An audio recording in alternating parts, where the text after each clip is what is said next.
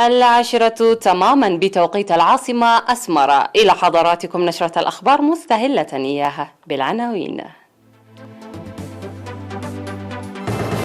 إصابة 52 مواطن بفيروس كورونا اليوم. مدرسة دون بوسكو الفنية تخرج 327 طالب. دعم سكان عد إبراهيم المحترقة منازلهم. استهداف قاعدة عسكرية أمريكية في سوريا.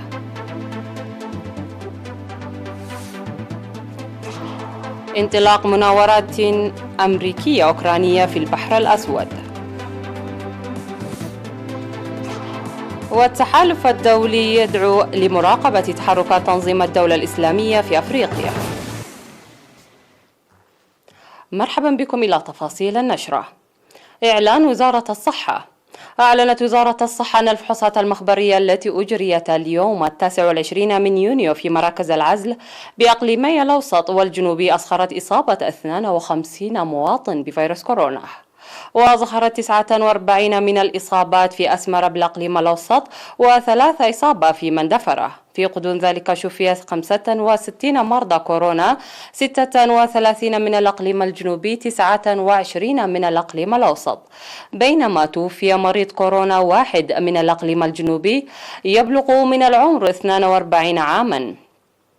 وبهذا بلغ عدد المصابين بفيروس كورونا في البلاد حتى الآن 5936، شفي منهم 5435 وتوفي 23 مريض كورونا، فيما لا يزال 478 مرضى يتلقون العلاج في المستشفيات.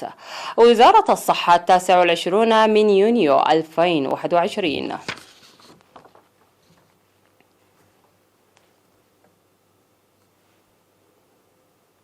صرح القائم بأعمال قسم الزراعة والأراضي في الأقليم الأوسط السيد أسرات هايلي في المقابلة التي أجراها مع وكالة الأنباء الإريترية إيرينا عن إنجاز أعمال فعالة لتعزيز الإنتاجية برفع قدرات المزارعين في الأقليم. وأوضح السيد أسرات بأن القسم عمل في تنظيم الدورات التدريبية والتأهيلية تمثلت في حماية التربة وحفظ المياه وبرامج التشجير وإدخال البذور المحسنة للمحاصيل الحقلية والخضروات، وكذلك في تنمية الثروة الحيوانية. وقد حققت المساعي الحثيثة الجارية لتعزيز الإنتاجية بتجهيز السماد والأدوية والجرارات الزراعية والبذور المحسنة، إضافة إلى الدورات التأهيلية المقدمة تطورا ملموسا في المجال الزراعي. وقال إن البرنامج المنجز قد حققت تدريج أكثر من 18,000 هكتار وبناء مدرجات حجرية في حوالي 29,000 متر مربع، وقرص حوالي 42 مليون شتلة في 11 هكتار، وصناعة أكثر من 48,000 موقدة حنة تقليدي لمكافحة اقتلاع الأشجار. وذكر السيد أسرات أن 26,000 هكتار من أصل 33,000 هكتار من الأراضي الزراعية يتم زراعتها، وأن الجهود الجارية باستخدام البذور المحسنة والسماد الطبيعي أدت إلى حصاد ما بين 60 إلى 70 كنتال من الهكتار التي كانت تحصد 10 كنتال من الهكتار، داعيا كافة المزارعين مضاعفة الجهود باتباع هذه الأساليب. وأشار إلى ارتفاع إنتاج الخضروات من 80 كنتال قبل الاستقلال إلى ما بين 300 و 400 كنتال، وساهم ذلك في تغطية الأسواق المحلية وتحسين حياة المواطنين المعيشية.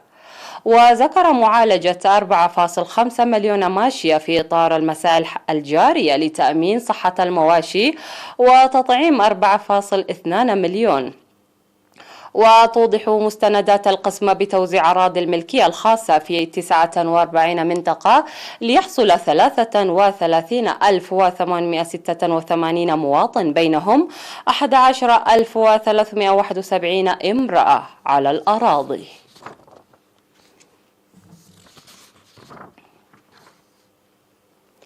خرجت مدرسة دون بوسكو الفنية في مدينة دقمحر 327 طالب يوم 28 من يونيو لمدة عامين في 8 مجالات تعليمية هي الميكانيكية والحداد والكهرباء والنجارة والخراطة والإلكترونيات والبناء والمسح. وأعرب مسؤول مراقبة ضمان الجودة التعليمية في وزارة التعليم السيد معاشو قبرتنسائي في المناسبة عن ثقته لمساهمة فعالة للخريجين في بناء الوطن.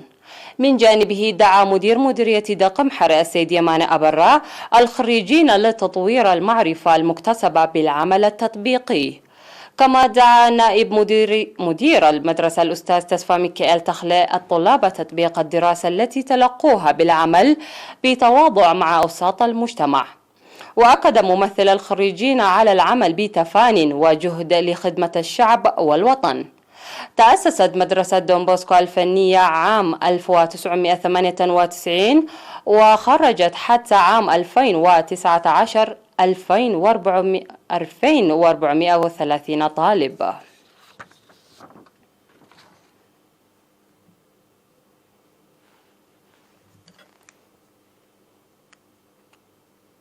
قال مدير مديرية أضبحة السيد محمد عمر درار الخدمات الاجتماعية التي شهدتها الحكومة في الصحة والتعليم والمياه أسهمت لتجمع القرى وتحسين الحياة المعيشية للمواطنين. وذكرت وجود خدمات تعليمية منتظمة في 5 من 6 ضواحي المديرية، وأن أغلب المدارس كونها شبه داخلية لها دور مشهود للمشاركة في التعليم، خاصة المدرسة الموجودة في دريت بضاحية أضبحة أنوش التي تقدم التعليم من روضة أطفال وحتى المرحلة المتوسطة. وأشار إلى وجود مركز صحي في دريت وعيادة في علبابو و4 نقاط صحية في هجر عبي وهجر نقوش وحستا وعريرب، ووجود سيارة إسعاف لنقل المرضى في الحالات المستعصية إلى نقفة. وأوضح إلى إرساء مشروع مياه في دريت يعمل بالطاقة الشمسية وبئر في قدحت، ويجري العمل لإرساء مشاريع المياه في المناطق الأخرى.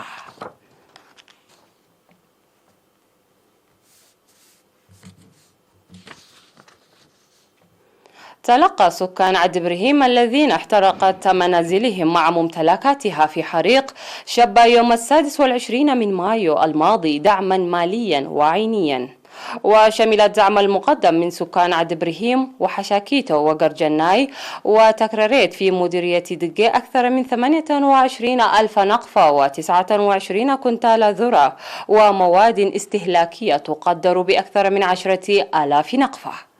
وعلما أن السكان يقومون لعمل جماعي لبناء المساكن والمتاجر المحترقة ل40 أسرة.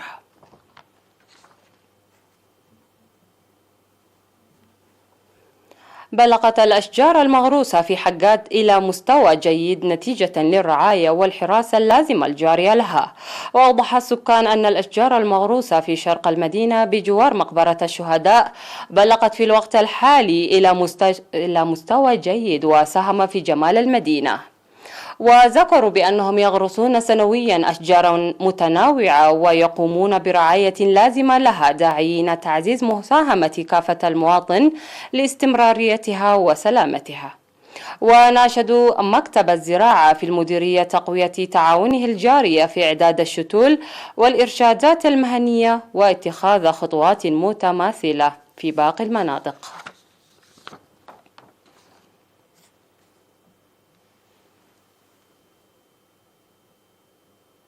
مشاهدينا، هذه كانت أخبارنا المحلية، فاصل قصير من ثم نعود لمتابعة الأنباء على الصعيد العالمي. ابقوا معنا.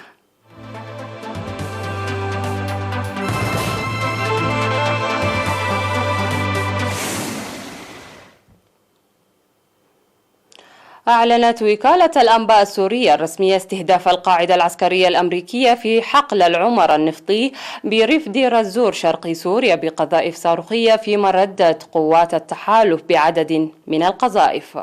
وتعرضت القوات الأمريكية في سوريا إلى هجمات صاروخية. وأكد المتحدث باسم التحالف الدولي في سوريا واين ماروتو في تغريدة على تويتر أنه تم الرد على مصادر النيران بإطلاق قذائف مدفعية ضمن ما وصفه بالدفاع عن النفس. يشار إلى أن مصادر محلية قالت في وقت سابق إن عدة قذائف سقطت في محيط حقل العمل النفطي بريف دير الزور الذي تتمركز فيه قوات التحالف الدولي لمحاربة تنظيم الدولة الإسلامية. وقالت المصادر إن مصدر هذه القذائف مواقع ميليشيات موالية للنظام السوري في ريف دير الزور، مضيفة أن قوات التحالف ردت على مصدر النيران بعدد من القذائف في حين تشهد المنطقة استنفارا وتوترا كبيرين.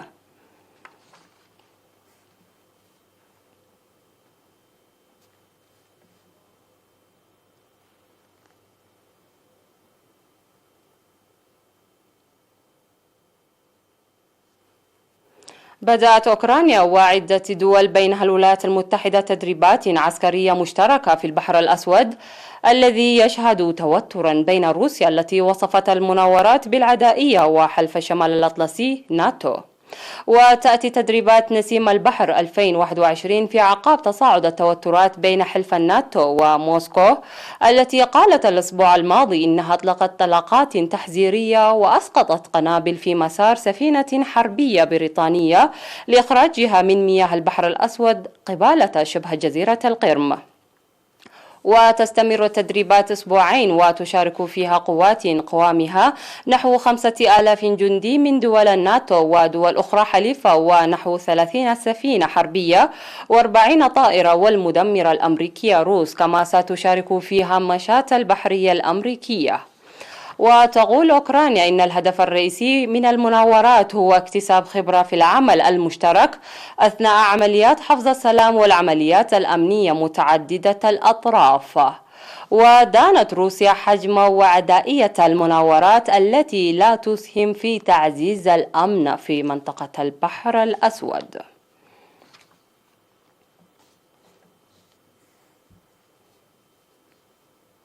أكد التحالف الدولي ضد تنظيم الدولة اعتقاده بضرورة بذل جهد شامل وجماعي لإلحاق هزيمة كاملة ودائمة بالتنظيم حول العالم، في حين اقترح وزير الخارجية الإيطالي لويجي دي مايو إنشاء مجموعة عمل لمراقبة تمدد التنظيم في أفريقيا. وفي البيان الختامي الصادر عقب الاجتماع الوزاري للتحالف الدولي الذي عقد في العاصمة الإيطالية روما، تمت الإشارة إلى الاجتماع الذي التقى فيه وزراء خارجية التحالف شخصيا لأول مرة منذ عامين، مع تأكيدهم عزم بلدانهم مواصلة مكافحة تنظيم الدولة. وأفاد البيان بانضمام جمهورية أفريقيا الوسطى والكونغو الديمقراطية وموريتانيا واليمن للتحالف الذي يهدف إلى إلحاق هزيمة دائمة بالتنظيم من خلال جهد شامل ومنسق ومتعدد الأوجه. من جانبه أكد وزير الخارجية الإيطالي أن تمدد تنظيم الدولة في أفريقيا أمر يثير القلق، داعيا إلى تشكيل مجموعة عمل لمراقبة تمدد التنظيم في القارة السمراء.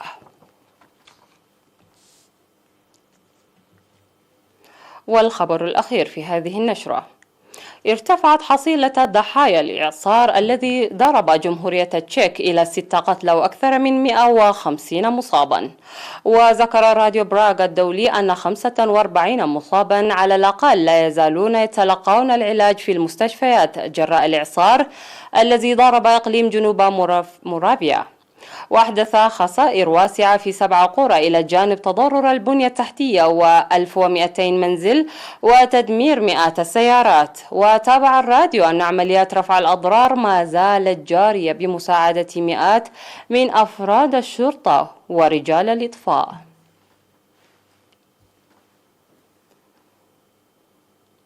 مشاهدينا، هذه كانت نشرتنا الإخبارية. قبل أن أختم النشرة اسمحوا لي أن أذكركم بأهم ما جاء فيها. إصابة 52 مواطن بفيروس كورونا اليوم. مدرسة دونبوسكو الفنية تخرج 327 طالب. دعم سكان عد إبراهيم المحترقة منازلهم. استهداف قاعدة عسكرية أمريكية في سوريا. انطلاق مناورات أمريكية وأوكرانية في البحر الأسود. التحالف الدولي يدعو لمراقبة تحركات تنظيم الدولة الإسلامية في أفريقيا. انتهت النشرة، إلى اللقاء.